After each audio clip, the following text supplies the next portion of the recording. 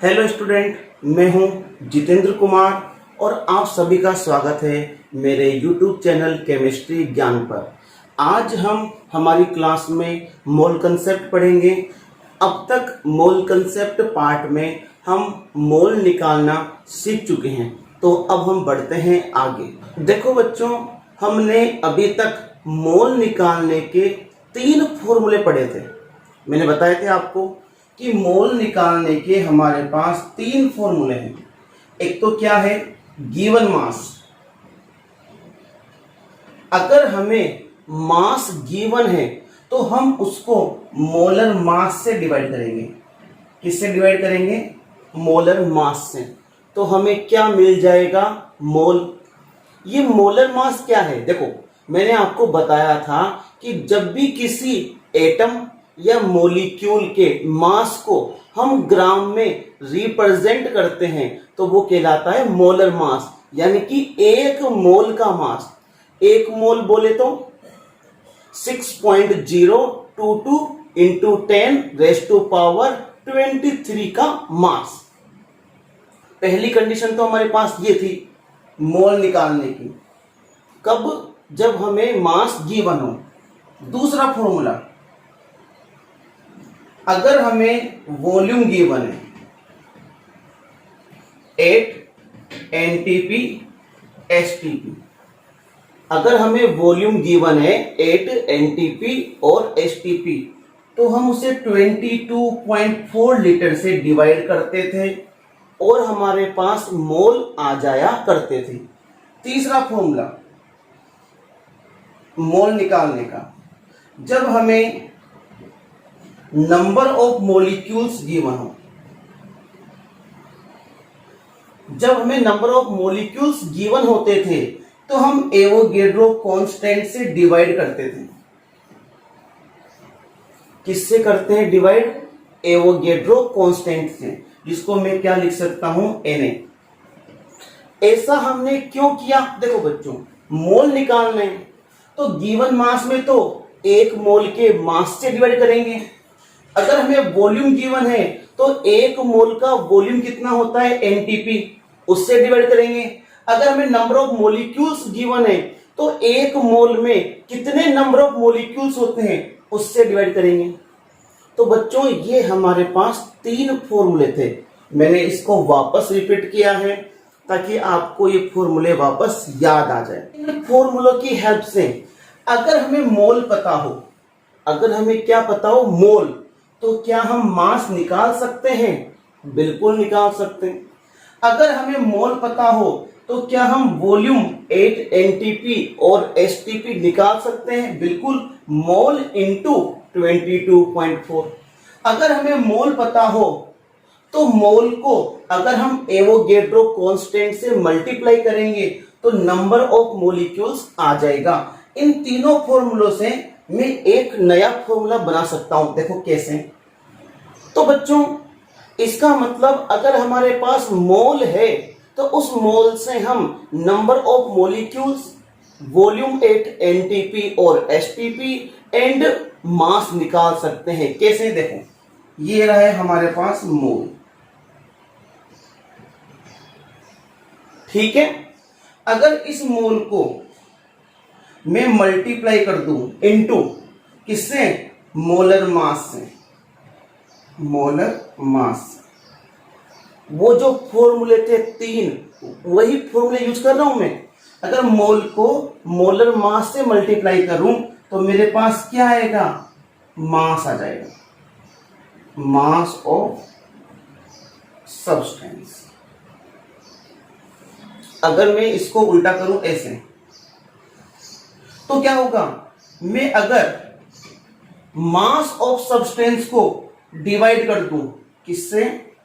Molar mass से, तो मेरे पास क्या आ जाएंगे? मोल आ जाएंगे। ये बताया था मैंने। वापस वैसे देखो, अगर मोल को, देखो, अगर मोल को मैं मल्टीप्लाई करूं 22.4 लीटर से, तो क्या आ जाएगा?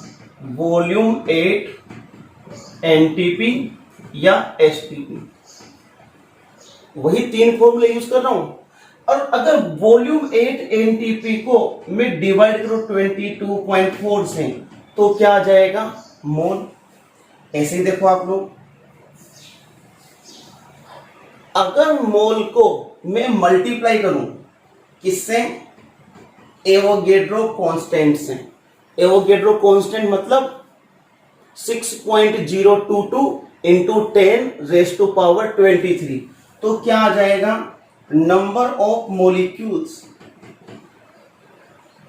और अगर नंबर ऑफ मोलिक्यूल्स को मैं डिवाइड करूं बाय द Na तो क्या आ जाएगा? मोल।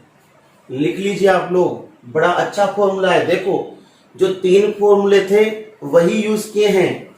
देखो मास ऑफ सब्सटेंस अगर गिवन हो, सब्सटेंस का मास, तो अगर मोलर मास से डिवाइड करोगे तो मोल, और मोल है मल्टीप्लाई करोगे मोलर मास को तो mass of substance.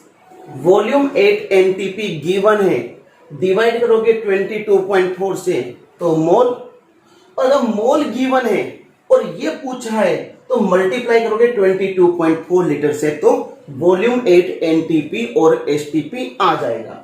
Mole given है, नंबर ऑफ मॉलिक्यूल्स निकालने हैं तो into Na। Number of molecules given है, मोल निकालने हैं तो डिवाइडेड बाय Na। ध्यान रखना, मोल एक मेन पॉइंट है, ये एक जंक्शन है जो सभी को आपस में जोड़ रहा है। जैसे एक मेन जंक्शन होता है ना कि ट्रेन वहां तो जानी ही जानी है, उसके बाद वह किस शहर में जाएगी वो वहां से डाइवर्ट होगी। जैसे मान लो अगर नंबर ऑफ मॉलिक्यूल्स हैं, मुझे वॉल्यूम 8 एनटीपी निकालना है। किससे? नंबर ऑफ मॉलिक्यूल्स हैं, वॉल्यूम 8 एनटीपी, तो बीच में जंक्शन क्या आया? मोल। पहले हमें क्या निकालना पड़ेगा? मोल, और फिर मोल से वॉल्यूम 8 एनटीपी। अगर हमें मास ऑफ सब्सटेंस से नंबर ऑफ मॉलिक्यूल निकालना है तो मोल क्या है? मेन जंक्शन है हमारे पास। पहले हमें मास ऑफ सब्सटेंस से मोल निकालना पड़ेगा।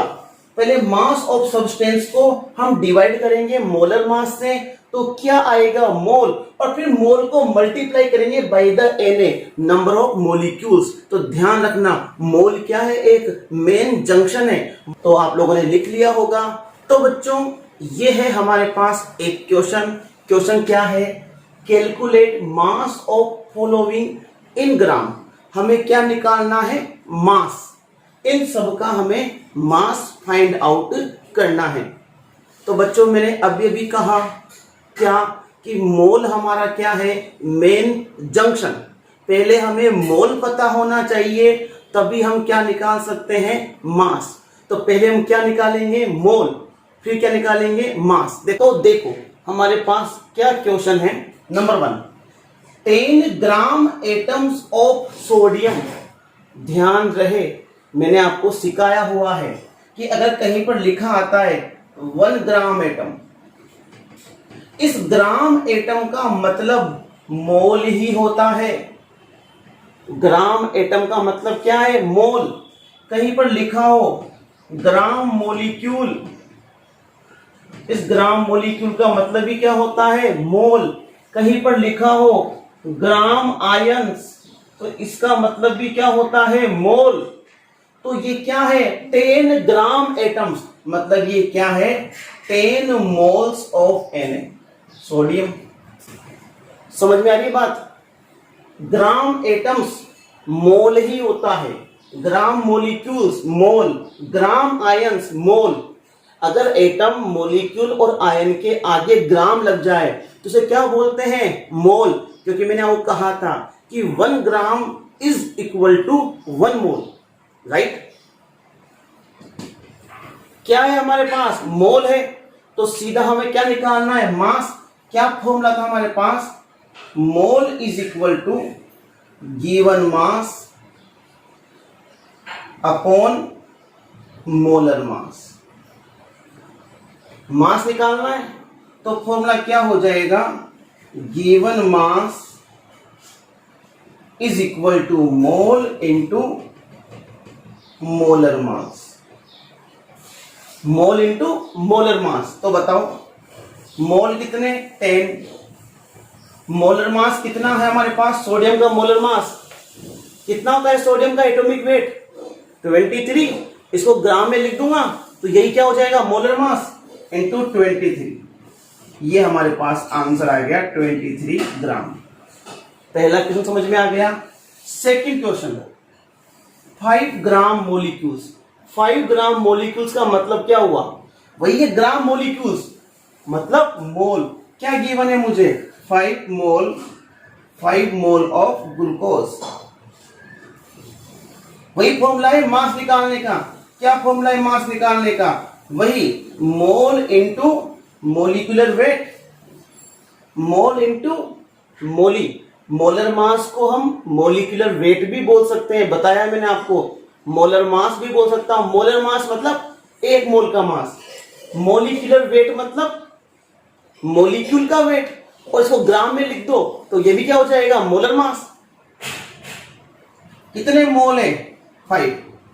मोलिकुलर वेट कितना होता है ग्लूकोज का? निकालना पड़ेगा। पहले हमें ग्लूकोज का फॉर्मूला पता होना चाहिए। क्या होता है? C6H12O6। बस अब इसका मोलिकुलर वेट या मोलर मास, इनके एटॉमिक वेट को जोड़ दो। कार्बन का 12, हाइड्रोजन का 1, ऑक्सीजन का 16। आप लोग जब जोड़ोगे तो कितना आएगा? 180 आएगा। जोड़ लोगे ना। कार्बन 6 इंटू 12 प्लस हाइड्रोजन का 1 होता है। कितने हाइड्रोजन है? 12। ऑक्सीजन का कितना होता है? 16। और कितने ऑक्सीजन? 6। 72 प्लस 12 प्लस 96 जोड़ लो, कितना आ जाएगा? 180 हो जाएगा। कितना हो जाएगा? 180। तो कितना आंसर आ गया? 900 ग्राम। समझ में आ रही है बात? क्लियर हो गए दोनों क्वेश्चन। अब आते हैं नेक्स्ट क्वेश्चन पे। अब हमें क्या गिवन है? 1 मोलिक्यूल ऑफ यूरिया। देखो मोलिक्यूल गिवन है और हमें क्या निकालना है? मास। मैंने क्या कहा? मास निकालने का फॉर्मूला क्या है? मोल इंटू मोलिकुलर वेट। ये ना सब जगह वही आएगा। तो पहले हमें क्या पता होना चाहिए? मोल। उसके बाद हम मोलिकुलर वेट से मल्टीप्लाई करेंगे तो मोल निकालो। और मोल निकालना किसके ऊपर डिपेंड करता है? कंडीशन के ऊपर। यहां पर तो मोल गिवन थे, सीधा हमने मल्टीप्लाई कर दिया। अभी हमें मोल गिवन नहीं है तो मोल निकालो।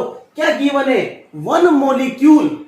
1 मोलिक्यूल यानी कि 1 molecule. Number of molecules given है। और मैंने वो बताया, जब तुम्हें नंबर ऑफ मोलिक्यूल्स गिवन हो, नंबर ऑफ मोलिक्यूल्स, तो उसमें किससे डिवाइड कर दो? Na से।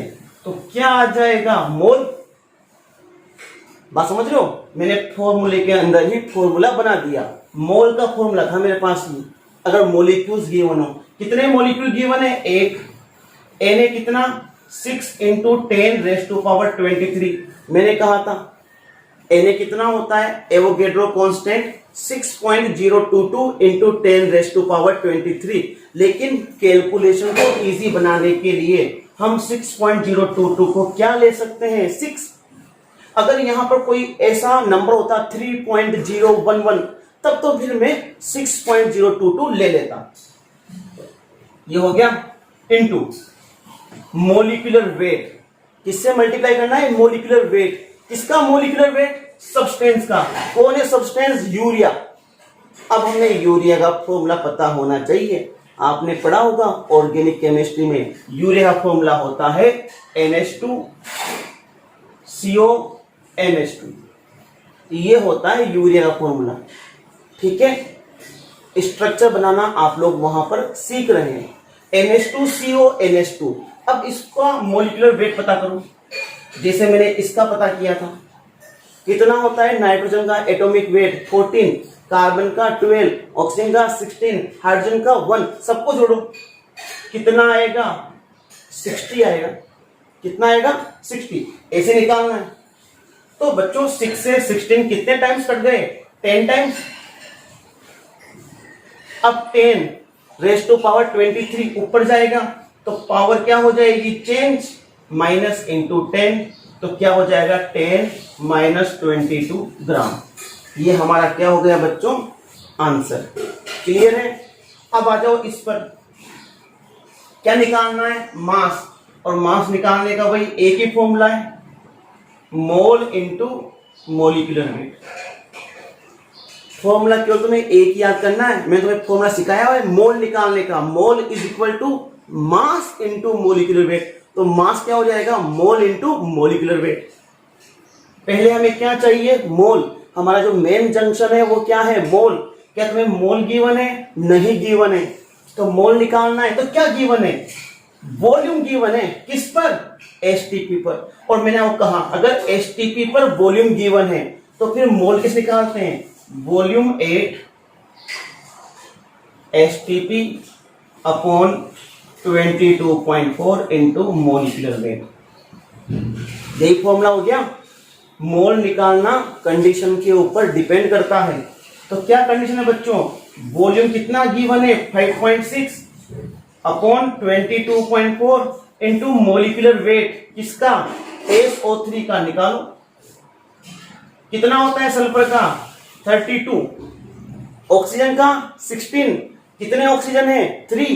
तो कितना हो गया 48। तो कितना हो गया ये यहां पर 80। तो ये कितनी बार 5.6 से 22.4 4 और 4 से 80 20 ग्राम हमारा आंसर हो गया। बच्चों बात समझ में आई। ये तो हो गए 4 क्वेश्चन। अब हम चलते हैं 5वें क्वेश्चन की ओर। तो बच्चों हमारे पास 5वां क्वेश्चन आ चुका है। मास निकालना है।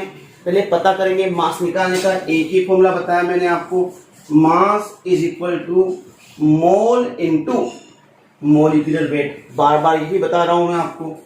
तो हमें सबसे पहले क्या निकालना है, मोल। निकालो मोल। क्या गिवन है, 10 डेसीमीटर क्यूब। क्या गिवन है, 10 डेसीमीटर क्यूब। और मैंने आपको दूसरे पार्ट में बताया था कि बच्चों 1 decimetre cube is equal to 1 litre. 1 decimetre cube में कितने लीटर होते हैं, 1। तो इसका मतलब हमें क्या दिया गया है, 10 लीटर वॉल्यूम गिवन है। किसका, ऑक्सीजन गैस का। अब अगर हमें वॉल्यूम गिवन है तो ये पता करना पड़ेगा क्या, कि वॉल्यूम एनटीपी या एसटीपी पर गिवन है। अगर एनटीपी या एसटीपी पर गिवन है तब तो फॉर्मूला ये लग जाएगा, वॉल्यूम 8 एसटीपी अपॉन 22.4 मोल निकालने का। लेकिन मैंने आपको कल के पार्ट में कहा था, अगर pressure and temperature other than STP given है तो फिर हम मोल निकालने के लिए या वॉल्यूम निकालने के लिए PV is equal to NRT ideal gas equation को फॉलो करेंगे। तो हमें यह पता करना होगा कि ये जो कंडीशन है ये एसटीपी है कि नहीं। एसटीपी पर टेम्परेचर कितना होता है, 0 डिग्री सेल्सियस। कितना गिवन है, 27 डिग्री सेल्सियस, मतलब एसटीपी नहीं है। प्रेशर कितना होता है, 1 एटीएम। कितना है, 1 एटीएम। दोनों ही सेम होने चाहिए, टेम्परेचर 0 डिग्री सेल्सियस और प्रेशर 1 एटीएम, तब जाके वो कहलाता है एसटीपी। अगर दोनों में से कोई भी डिफरेंट है तो फिर वह एसटीपी नहीं कहलाएगा। एसटीपी बोले तो स्टैंडर्ड टेम्परेचर एंड प्रेशर। तो बच्चों हमें यहां पर अदर देन एसटीपी गिवन है, तो हम मोल निकालने के लिए किसको फॉलो करेंगे, आइडियल गैस इक्वेशन को। क्या होती है ideal gas equation, PV is equal to NRT. यहां एन क्या है, मोल। तो मोल का फॉर्मूला क्या हो गया, पीवी अपॉन आरटी। इस वैल्यू को मैं यहां रख दूं। ध्यान रहे मैंने पहले भी बोला हुआ है, जितनी भी कैलकुलेशन हो पहले मत करो। अगर हम पहले मोल निकाल लेंगे तो कैलकुलेशन क्या हो जाएगी, थोड़ी सी टफ। सब वैल्यूज को रखते जाओ, केवल लास्ट में ही आपको कैलकुलेशन करनी है, तो रख दो। तो मास का फॉर्मूला क्या हो गया अब हमारे पास, मोल की value PV upon RT into molecular wait. ये फॉर्मूला हो गया। अब रखो वैल्यू, कितना है प्रेशर 1, वॉल्यूम कितना है 10। ध्यान रहे आइडियल गैस इक्वेशन में प्रेशर एटीएम में और वॉल्यूम लीटर में होना चाहिए। और ये किस में गिवन था, डेसीमीटर क्यूब में। और हम जानते हैं 1 डेसीमीटर क्यूब में 1 लीटर, तो लीटर में चेंज हो गया 10 लीटर। आर की वैल्यू 0.0821, टेम्परेचर 27 डिग्री सेल्सियस। जब भी हम सोल्व करते हैं तो टेम्परेचर किस में चाहिए हमें, केल्विन में। सेल्सियस को केल्विन में चेंज करो, क्या जोड़ दोगे 273, तो कितना हो जाएगा 300 केल्विन। तो बच्चों हम इसको क्या कर देंगे, multiply by the molecular weight. कितना मोलिकुलर वेट है, क्या गिवन है, ऑक्सीजन गैस बोलो तो O2, क्या हो जाएगा मोलिकुलर वेट 32। तो सोल्व कर लेते हैं आगे, कितना हो गया 320, इसको मल्टीप्लाई करो कितना आएगा 24.63। ये मैंने आपको पहले भी कहा है, ये वैल्यू आपके बार बार आएगी, चाहो तो आप लोग इसको याद करके रख लो। आंसर क्या हो जाएगा, लगभग 13.3 ग्राम।